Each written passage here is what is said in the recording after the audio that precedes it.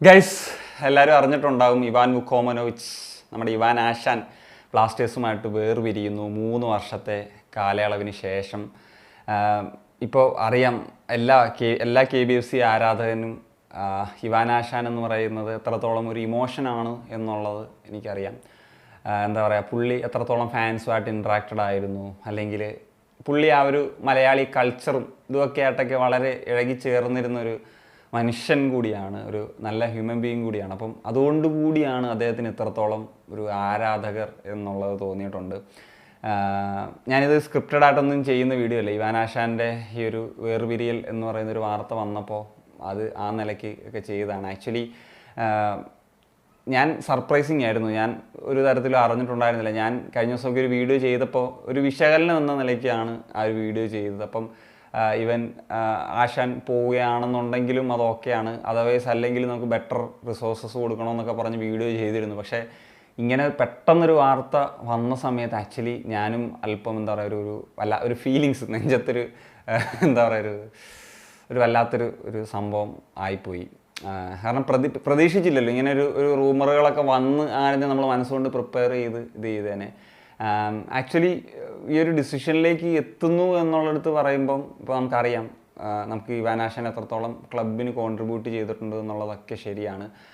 പക്ഷേ നമ്മൾ move on ചെയ്യുക. ഞാൻ KBFC ഫാൻസിൻ്റെ അടുത്ത് പറയാനുള്ളത്, ഇത് ഫുട്ബോളാണ്, ഫുട്ബോൾ ക്ലബ്ബുകൾ ഇങ്ങനെയാണ്, ഇതൊക്കെ സംഭവിച്ചുകൊണ്ടേയിരിക്കും, കോച്ചസൊക്കെ മാറിക്കൊണ്ടേയിരിക്കും. ഇത് ഒരു ഫുട്ബോൾ ലോകത്ത് സംഭവിക്കുന്ന, ഒരു ഫുട്ബോൾ ക്ലബ്ബിൽ സംഭവിക്കുന്ന ഒരു കാര്യമാണ്. ഇപ്പോൾ മാനേജ്മെൻറ്റ് സൈഡിൽ അല്ലെങ്കിൽ സ്പോർട്ടിംഗ് ഡയറക്ടറുടെ ഒരു സൈഡിൽ നോക്കുന്ന സമയത്ത് അവർക്ക് റിസൾട്ട് എന്ന് പറയുന്നത് ഇമ്പോർട്ടൻ്റ് ആണ്. ഇപ്പം ഇവാൻ ആശാൻ നമുക്ക് 3 സീസണുകളുണ്ടായിരുന്നു. ശരിയാണ്, നമുക്കിപ്പം ആദ്യത്തെ അല്ലെങ്കിൽ അതിന് മുന്നേ ഉള്ള കുറേ വർഷങ്ങളിൽ എങ്ങനെയായിരുന്നു അവസ്ഥ എന്നുള്ളത് അവിടെ നിന്ന് നമുക്ക് നോക്കിക്കഴിഞ്ഞാൽ ഫസ്റ്റ് സീസണിൽ നമ്മൾ സെമി ഫൈനലിൽ എത്തിച്ചു.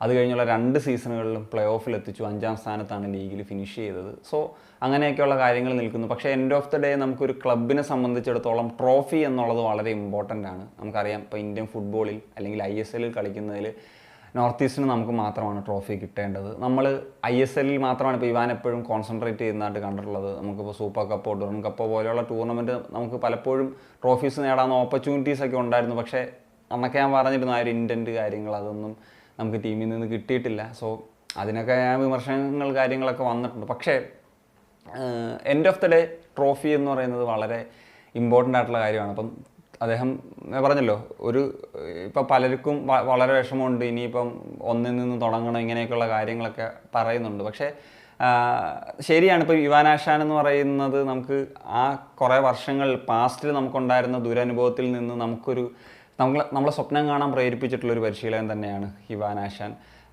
പക്ഷേ എനിക്ക് തോന്നുന്നത്, ഞാൻ പലപ്പോഴും പറഞ്ഞിട്ടുള്ളത്, നമുക്ക് ഇനി ട്രോഫി എന്ന് പറയുന്നൊരു ഇമ്പോർട്ടൻ്റ് ആണ്. 3 സീസണിലൊരു ട്രോഫി ഇല്ലാതെ ഒരു കോച്ച് പോകുമ്പോൾ ഒരു മാനേജ്മെൻറ്റ് സൈഡ് എടുക്കുന്ന ഒരു ഡിസിഷൻ തന്നെയാണിത്. അപ്പോൾ ഇനി നമുക്ക് ഇതിലും ബെറ്റർ ആയിട്ടുള്ള, പ്രൂവ്ഡ് ആയിട്ടുള്ള, ട്രോഫി വിൻ ചെയ്യാൻ കേപ്പബിൾ ആയിട്ടുള്ള കോച്ചസിനെ കൊണ്ടുവരിക, നമ്മൾ ഈ ഒരു രീതിയിൽ മുന്നോട്ട് പോവുക, നമുക്ക് ട്രോഫീസ് അച്ചീവ് ചെയ്യുക എന്നുള്ളതാണ്. ഒരു വിധത്തിൽ ഞാൻ നോക്കുകയാണെന്നുണ്ടെങ്കിൽ ഇപ്പം ഇവാൻ ആശാൻ ഈ ഒരു സമയത്ത് പോയതുകൊണ്ട് തന്നെ ഇപ്പം നമുക്കിപ്പോൾ ഇപ്പം DJ ഒക്കെ ഉണ്ടായിരുന്ന സമയത്താണെങ്കിലും ആദ്യം പുള്ളിക്ക് ഭയങ്കര ഫാൻസൊക്കെ ആയിരുന്നു. പക്ഷെ ഒരു സമയത്ത് പിന്നീട് ഒരു ഹേറ്റേഴ്സായി വരുന്ന സമയത്താണ് പുള്ളിക്ക് പോകേണ്ടി വന്നത്. നിലവിലെ ഇപ്പം സ്വരം നന്നായിരിക്കുമ്പോൾ തന്നെ പാട്ട് നിർത്തുക എന്ന് പറയുന്നത് പോലെ ഇവാൻ ആശാനെ സംബന്ധിച്ചിടത്തോളം അങ്ങനെ വലിയൊരു ഹെയ്റ്റ് ക്യാമ്പയിനോ ഒന്നും കാര്യങ്ങളൊന്നും നടന്നിട്ടില്ല. ഈ ഒരു സാഹചര്യത്തിൽ ഒരു 3 വർഷത്തെ സീസണിന് ശേഷം അദ്ദേഹം വേർപിരിയുന്നു എന്നുള്ളതാണ്. ഏതാണെങ്കിലും ഇനിയിപ്പോൾ പുതിയ കോച്ച് ആരായിരിക്കും, പല പേരുകളൊക്കെ കേൾക്കുന്നുണ്ട്. അത് അങ്ങനെ ട്രസ്റ്റ് വർത്തിയായിട്ടൊന്നും വന്നിട്ടില്ല. എന്നിട്ട് നമുക്ക് സംസാരിക്കാം. ഇനി ടീമിൻ്റെ കാര്യത്തിൽ എന്തൊക്കെ ചേഞ്ചസ് വരും, പുതിയ കോച്ചസൊക്കെ വരുമ്പോൾ ഫോറിനേഴ്സിൻ്റെ കാര്യത്തിലൊക്കെ എന്തൊക്കെ ചേഞ്ചസ് ആയിരിക്കും വരുന്നുണ്ടാകുക, ഇന്ത്യൻ പ്ലേയേഴ്സിൻ്റെ കാര്യത്തിൽ എന്തൊക്കെ ചേഞ്ചസ് ആയിരിക്കും, അതൊക്കെ പൊസിഷൻസിലായിരിക്കും ഇനി വേണ്ടതെന്നുണ്ടാകുക, ഇതൊക്കെ നമുക്ക് നോക്കി കാണേണ്ട കാര്യം തന്നെയാണ്. എന്താണെങ്കിലും ഞാൻ പറഞ്ഞില്ല, ഇതൊരു ഇമോഷണൽ വേയിൽ ഞാൻ ചെയ്തിട്ടുള്ള വീഡിയോ ആണ്. ഇനിയും കുറച്ചും കൂടെ കാര്യങ്ങളൊക്കെ വേറെ ഒരു ആസ്പെക്റ്റിൽ പറയേണ്ടതുണ്ട് എന്നുള്ളതാണ് എനിക്ക് തോന്നുന്നത്. ഇത് ആ ഒരു വാർത്ത കണ്ടപ്പോൾ ആ ഒരു മൊമെൻറ്റിൽ ഞാൻ ചെയ്തിട്ടാണ്. അപ്പം നിങ്ങളുടെ ഒപ്പീനിയൻസ് ഉറപ്പായിട്ടും കമ്പോസ് ചെയ്യാൻ കാണിക്കാനുള്ള സനിയ.